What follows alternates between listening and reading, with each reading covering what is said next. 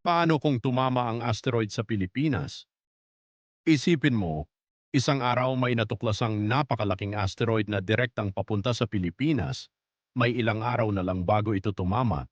Nagkakagulo ang mga tao, nagkakaubusan ng pagkain, nagsisimula ang panic buying, at milyon-milyong Pilipino ang hindi alam kung ano ang gagawin.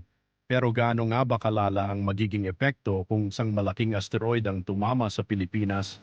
Mabubura ba ang buong bansa sa mapa o may pag-asa pa bang mabuhay? Sa video na ito, aalamin natin kung ano ang posibleng mangyari kapag tumama ang isang asteroid sa Pilipinas. Ano ang asteroid? Ang asteroid ay isang malaking bato o metal na umiikot sa kalawakan.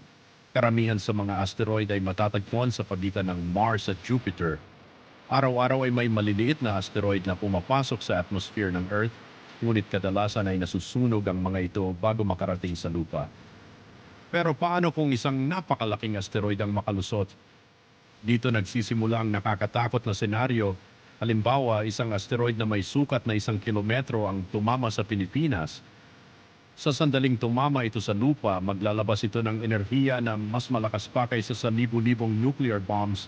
Kung sa Metro Manila ito bumagsak, maaaring mapura ang malaking bahagi ng syudad sa loob lamang ng ilang segundo. Mga gusali ay guguho, mga kalsada ay mabibiyak, at ang init ng pagsabog ay maaaring magdulot ng malawakang sunog sa kalapit na mga lugar.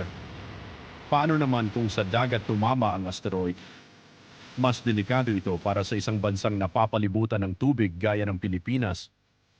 Ang impact ay maaaring lumikha ng napakalaking tsunami na daan-daang metro ang taas.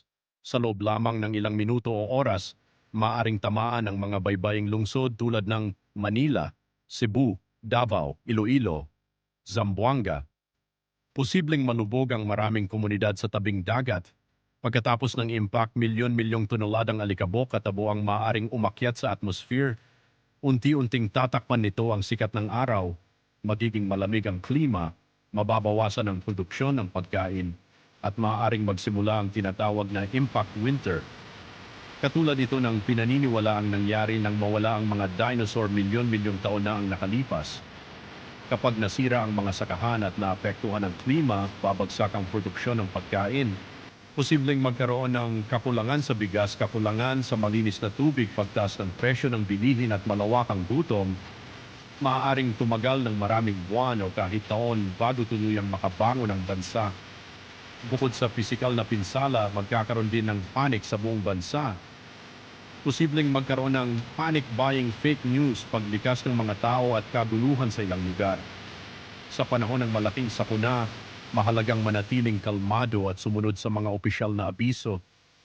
Ang magandang balita ay patuloy na minomonitor ng mga space agencies ang mga asteroid na malapit sa Earth. Gumagawa rin ng mga teknolohiya upang mabago ang direksyon ng asteroid bago ito tumama sa ating planeta. Sa ngayon, wala namang kilalang malaking asteroid na may mataas na posibilidad na tumama sa Pilipinas sa malapit na hinaharap.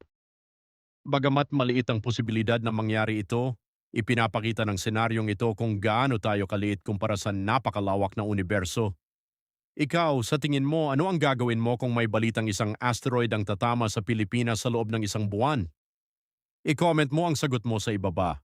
At kung mahilig ka sa mga misteryo, kalawakan at amazing facts, huwag kalimutang mag-like, mag-subscribe at i-hit ang notification bell para sa mas marami pang amazing stories dito sa J2 Amazing Stories.